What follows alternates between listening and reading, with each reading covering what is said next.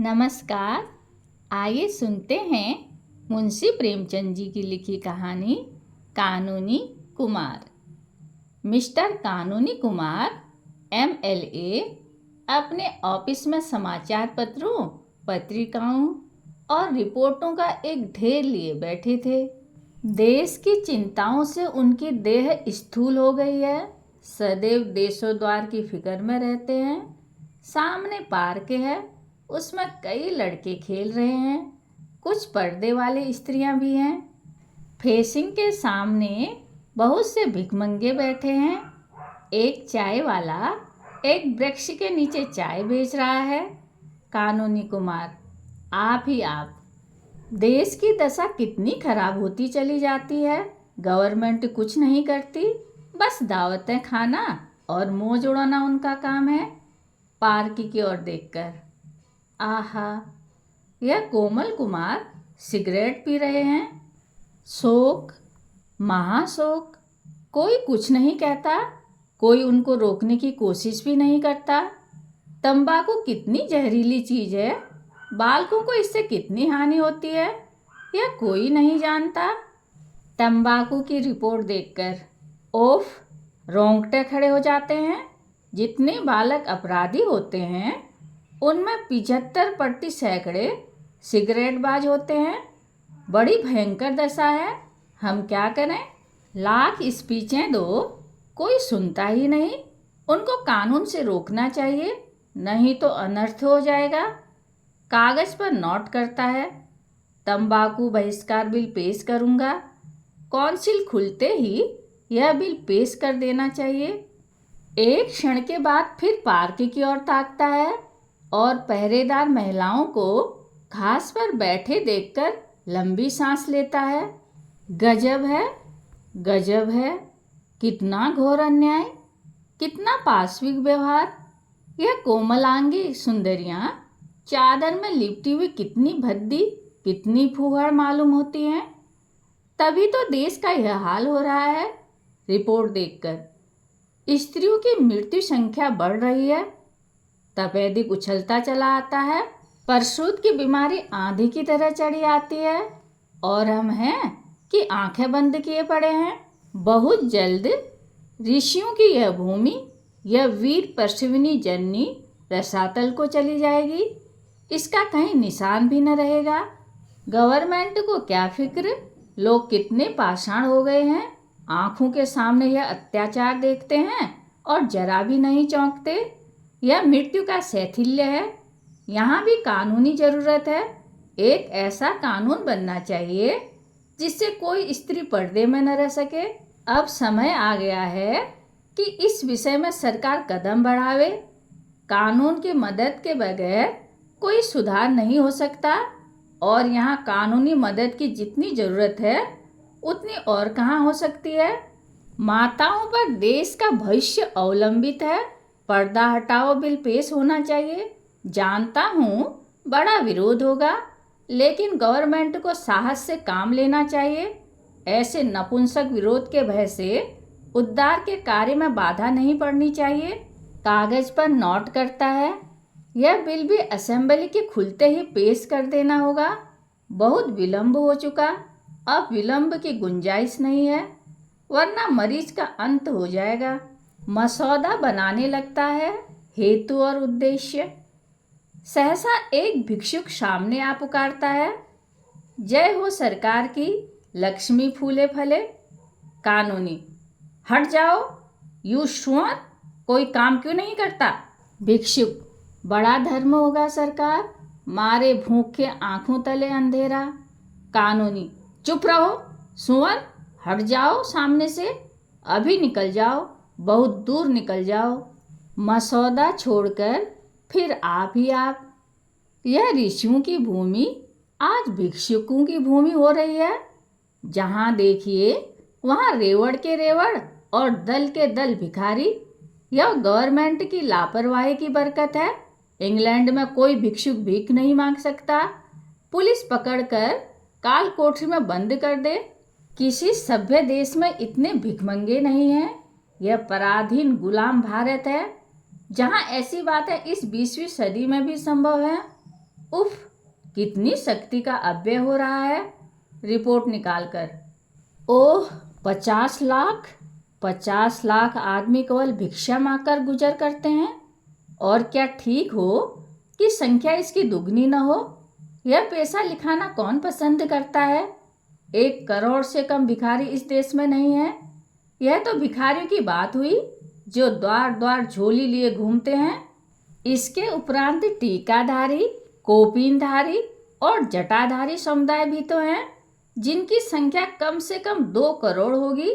जिस देश में इतने हरामखोर मुफ्त का माल उड़ाने वाले, दूसरे की कमाई पर मोटे होने वाले प्राणी हैं, उनकी दशा क्यों न इतनी हीन हो। आश्चर्य यह है कि अब तक यह देश जीवित कैसे है। नोट करता है। एक बिल की सख्त जरूरत है, उसे पेश करना ही चाहिए। नाम हो भिखमंगा बहिष्कार बिल।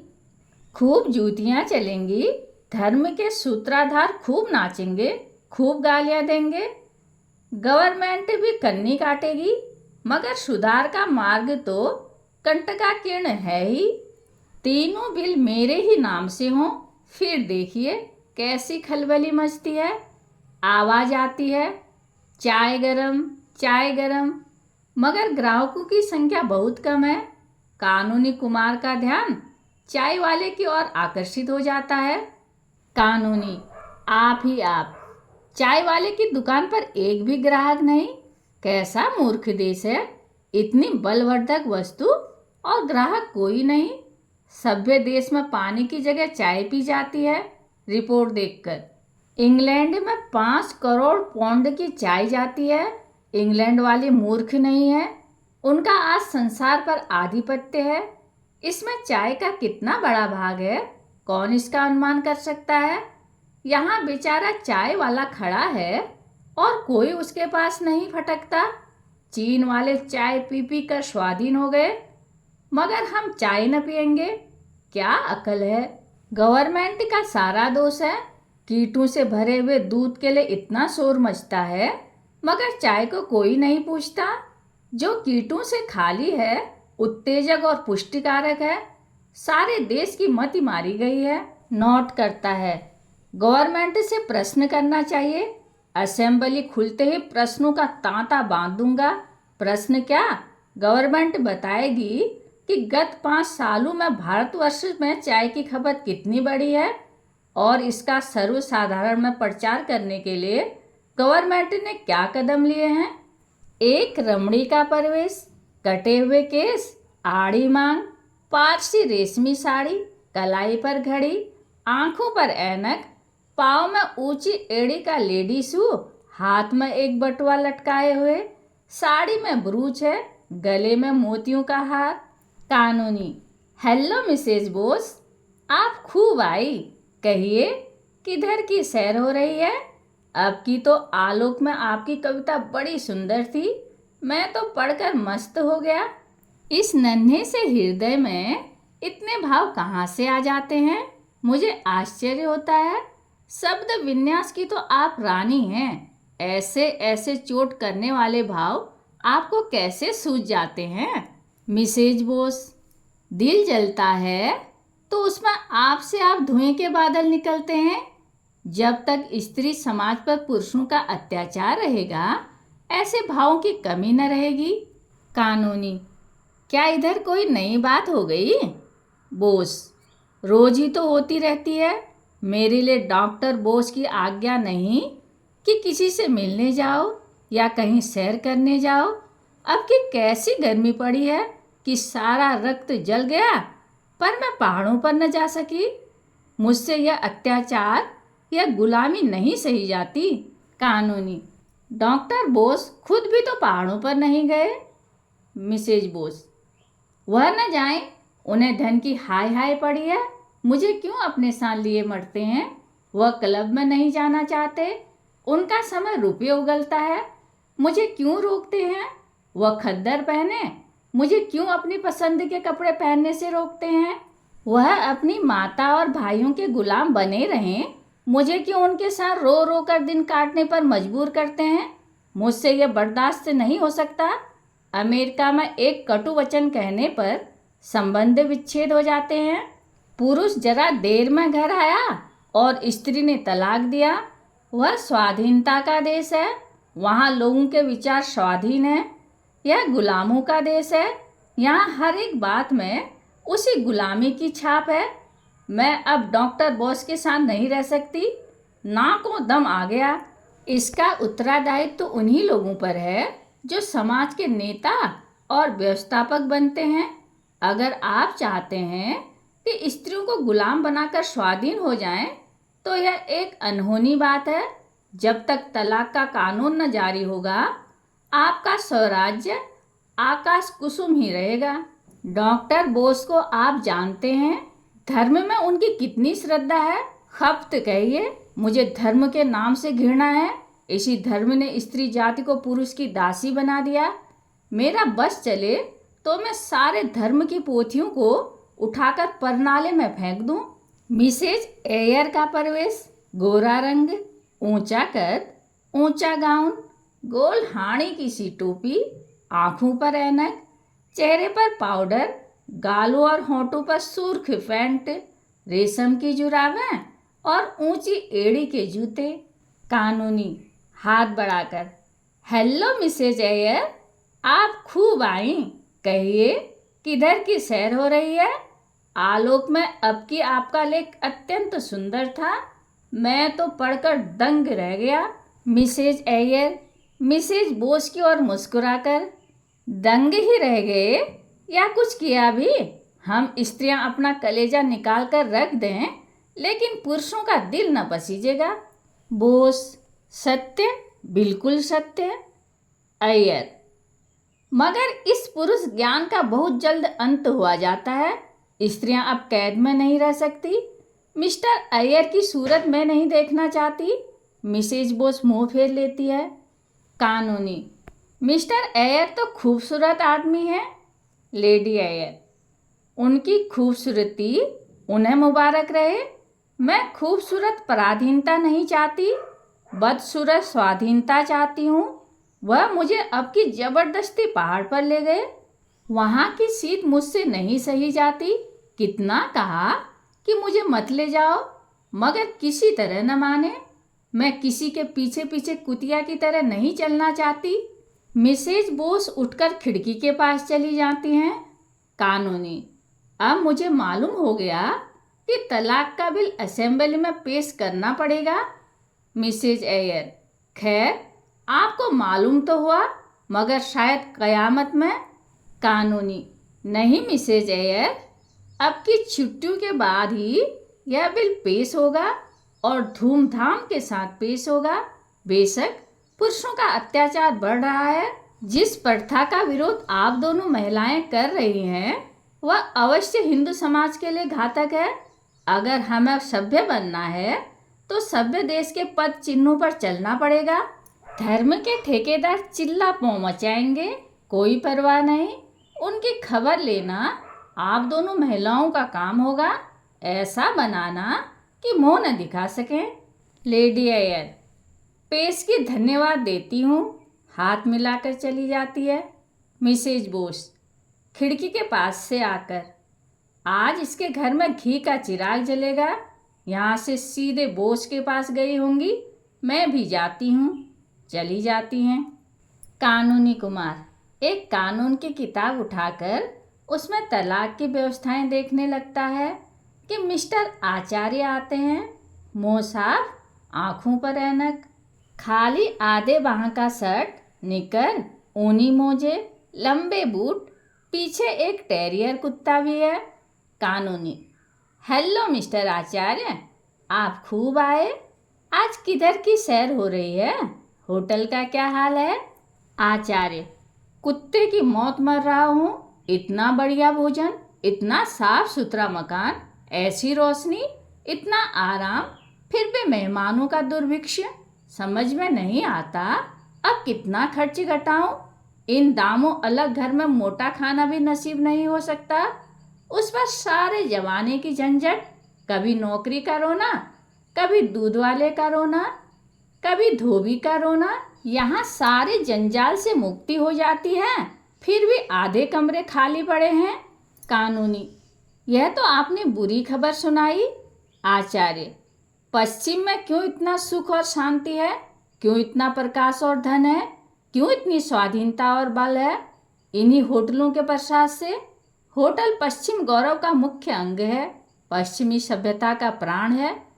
अगर आप भारत को उन्नति के शिखर पर देखना चाहते हैं तो होटल जीवन का प्रचार कीजिए। इसके सिवा दूसरा उपाय नहीं है। जब तक छोटी छोटी घरेलू चिंताओं से मुक्त न हो जाएंगे, आप उन्नति कर ही नहीं सकते। राजू रईसों को अलग घरों में रहने दीजिए, वह एक की जगह 10 खर्च कर सकते हैं। मध्यम श्रेणी वालों के लिए होटल के प्रचार में ही सब कुछ है। हम अपने सारे मेहमानों की फिक्र अपने सिर लेने को तैयार हैं, फिर भी जनता की आंखें नहीं खुलती। इन मूर्खों की आंखें उस वक्त तक न खुलेंगी जब तक कानून न बन जाए। कानूनी गंभीर भाव से: हाँ, मैं सोच रहा हूँ, जरूर कानून से मदद लेनी चाहिए। एक ऐसा कानून बन जाए कि जिन लोगों की आय 500 से कम हो होटलों में रहे। क्यों? आचार्य: आप अगर यह कानून बनवा दें तो आने वाली संतान आपको अपना मुक्तिदाता समझेगी। आप एक कदम में देश को 500 वर्ष की मंजिल तय करा देंगे। कानूनी: तो लो, अब की यह कानून भी असेंबली खुलते ही पेश कर दूंगा। बड़ा शोर मचेगा, लोग देशद्रोह और न जाने क्या क्या कहेंगे, पर इसके लिए तैयार हूँ। कितना दुख होता है जब लोगों को अहीर के द्वार पर लुटिया लिए खड़ा देखता हूँ। स्त्रियों का जीवन तो नरक तुल्य हो रहा है। सुबह से 10-12 बजे रात तक घर के काम धंधे से फुर्सत नहीं। कभी बर्तन मांजो, कभी भोजन बनाओ, कभी झाड़ू लगाओ। फिर स्वस्थ कैसे बने जीवन? कैसे सुखी हो? सैर कैसे करें? जीवन के आमोद प्रमोद का आनंद कैसे उठाएं? अध्ययन कैसे करें? आपने खूब कहा, एक कदम में 500 सालों की मंजिल पूरी हुई जाती है। आचार्य: तो अब की बिल पेश कर दीजिएगा। कानूनी: अवश्य। आचार्य हाथ मिलाकर चला जाता है। कानूनी कुमार खिड़की के सामने खड़ा होकर होटल प्रचार बिल का मसविदा सोच रहा है। सहसा पार्क में एक स्त्री सामने से गुजरती है। उसकी गोद में एक बच्चा है, 2 बच्चे पीछे पीछे चल रहे हैं और उधर के उभार से मालूम होता है कि गर्भवती भी है। उसका कृश शरीर, पीला मुख और मंद गति देखकर अनुमान होता है कि उसका स्वास्थ्य बिगड़ा हुआ है और इस भार का वहन करना उसे कष्टप्रद है। कानूनी कुमार: आप ही आप इस समाज का, इस देश का और इस जीवन का सत्यानाश हो, जहाँ रमणियों को केवल बच्चा जनने की मशीन समझा जाता है। इस बेचारी को जीवन का क्या सुख। कितनी ही ऐसी बहनें इसी जंजाल में फंसकर 32-35 की अवस्था में, जबकि वास्तव में जीवन को सुखी होना चाहिए, रुग्ण होकर संसार यात्रा समाप्त कर देती है। हाँ भारत, यह विपत्ति तेरे सिर से कब टलेगी? संसार में ऐसे ऐसे पाषाण हृदय मनुष्य पड़े हुए हैं जिन्हें इन दुखियारियों पर जरा भी दया नहीं आती। ऐसे अंधे, ऐसे पाषाण, ऐसे पाखंडी समाज को जो स्त्री को अपनी वासनाओं की वेदी पर बलिदान करता है, कानून के सिवा और किस विधि से सचेत किया जाए? और कोई उपाय ही नहीं है। नर हत्या का जो दंड है, वही दंड ऐसे मनुष्य को मिलना चाहिए। मुबारक होगा वह दिन जब भारत में इस नाशनी प्रथा का अंत हो जाएगा। स्त्री का मरण, बच्चों का मरण और जिस समाज का जीवन ऐसे संतानों पर आधारित हो, उनका मरण। ऐसे बदमाशों को क्यों न दंड दिया जाए? कितने अंधे लोग हैं। बेकारी का यह हाल है कि भरपेट किसी को रोटियां नहीं मिलती, बच्चों को दूध स्वप्न में भी नहीं मिलता, और ये अंधे हैं कि बच्चे पर बच्चे पैदा करते जा रहे हैं। संतान निग्रह बिल की जितनी जरूरत है इस देश को, उतनी और किसी कानून की नहीं। असेंबली खुलते ही बिल पेश करूंगा। प्रलय हो जाएगा यह जानता हूँ, पर और उपाय ही क्या है? 2 बच्चों से ज़्यादा जिसके हों, उसे कम से कम 5 वर्ष की कैद, उसमें 5 महीने से कम काल कोठरी न हो। जिसकी आमदनी 100 रुपये से कम हो उसे संतानोत्पत्ति का अधिकार ही न हो। मन में बिल के बनने के बाद की अवस्था का आनंद लेकर कितना सुखमय जीवन हो जाएगा। हाँ, एक दफ़ा यह भी रहे कि एक संतान के बाद कम से कम 7 वर्ष तक दूसरी संतान ना आने पावे, तब इस देश में सुख और संतोष का साम्राज्य होगा। तब स्त्रियों और बच्चों के मुंह पर खून की सुर्खी नजर आएगी।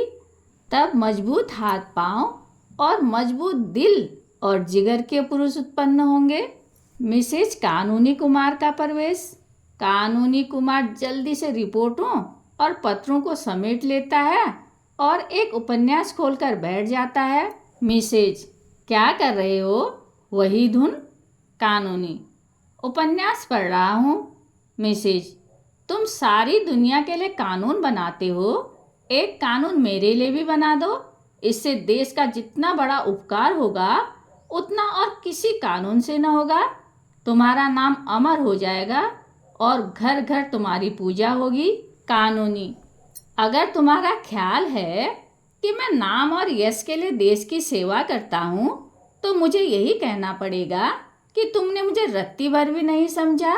मिसेज, नाम के लिए काम कोई बुरा काम नहीं है। तुम्हें यश की आकांक्षा हो तो मैं उसकी निंदा न करूँगी, भूल कर भी नहीं। मैं तुम्हें एक ऐसी ही तदबीर बता दूंगी जिससे तुम्हें इतना यश मिलेगा कि तुम ऊब जाओगे। फूलों की इतनी वर्षा होगी कि तुम उसके नीचे दब जाओगे। गले में इतने हार पड़ेंगे कि तुम गर्दन सीधी न कर सकोगे। कानूनी, उत्सुकता को छिपाकर, कोई मजाक की बात होगी? देखो मिन्नी, काम करने वाले आदमी के लिए इससे बड़ी दूसरी बाधा नहीं है कि उसके घर वाले उसके काम की निंदा करते हों।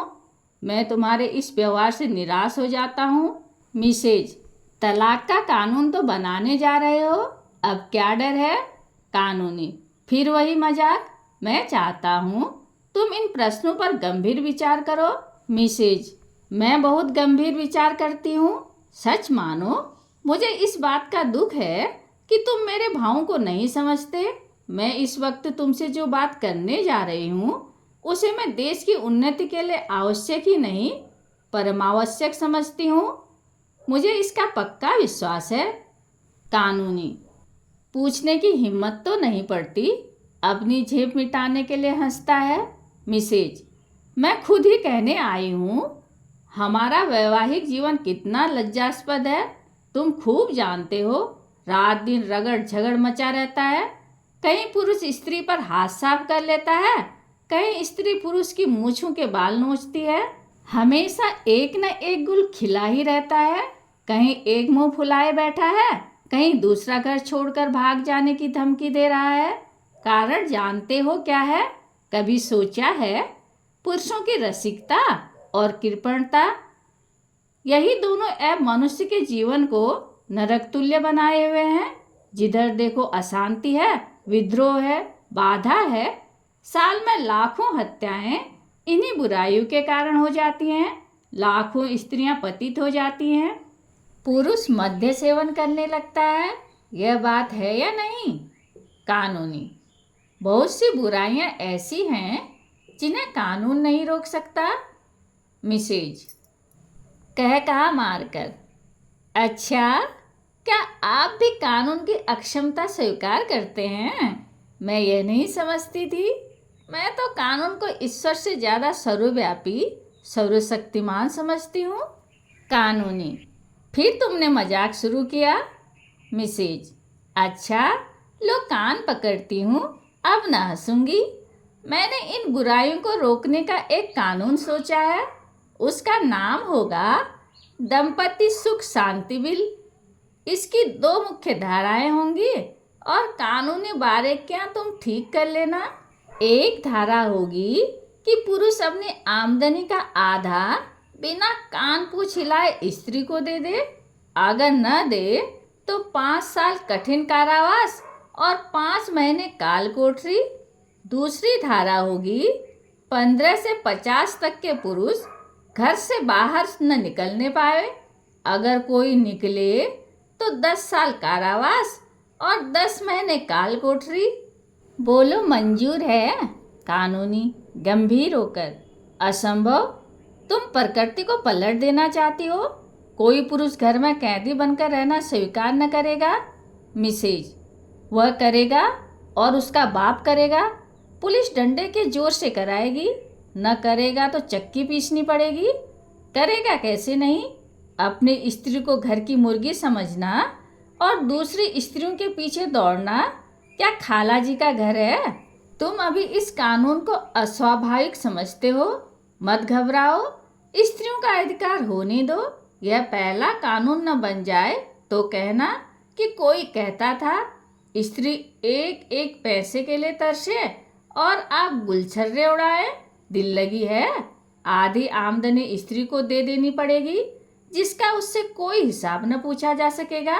कानूनी, तुम मानव समाज को मिट्टी का खिलौना समझती हो। मिसेज, कदापि नहीं। मैं यही कहती हूँ कि कानून सब कुछ करा सकता है, मनुष्य का स्वभाव भी बदल सकता है। कानूनी, कानून यह नहीं कर सकता। मिसेज, कर सकता है। कानूनी, नहीं कर सकता।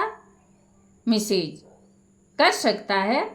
अगर वह जबरदस्ती लड़कों को स्कूल भेज सकता है, अगर वह जबरदस्ती विवाह की उम्र नियत कर सकता है, अगर वह जबरदस्ती बच्चों को टीका लगवा सकता है, तो वह जबरदस्ती पुरुषों को घर में बंद भी कर सकता है। उसकी आमदनी का आधा स्त्रियों को भी दिला सकता है। तुम कहोगे पुरुष को कष्ट होगा। जबरदस्ती जो काम कराया जाता है उसमें करने वाले को कष्ट होता है। तुम उस कष्ट का अनुभव नहीं करते, इसलिए वह तुम्हें नहीं अखरता। मैं यह नहीं कहती कि सुधार जरूरी नहीं है। मैं भी शिक्षा का प्रचार चाहती हूँ। मैं भी बाल विवाह बंद करना चाहती हूँ। मैं भी चाहती हूँ कि बीमारियां न फैले, लेकिन कानून बनाकर जबरदस्ती यह सुधार नहीं करना चाहती। लोगों में शिक्षा और जागृति फैलाओ, जिसमें कानूनी भय के बगैर वह सुधार हो जाए। आपसे कुर्सी तो छोड़ी जाती नहीं, घर से निकला जाता नहीं, शहरों की विलासिता को एक दिन के लिए भी नहीं त्याग सकते और सुधार करने चले हैं आप देश का। इस तरह सुधार न होगा। हाँ, पराधीनता की बेड़ी और भी कठोर हो जाएगी। मिसेज कुमार चली जाती हैं और कानूनी कुमार अव्यवस्थित चित्त सा कमरे में टहलने लगता है। कहानी सुनने के लिए धन्यवाद।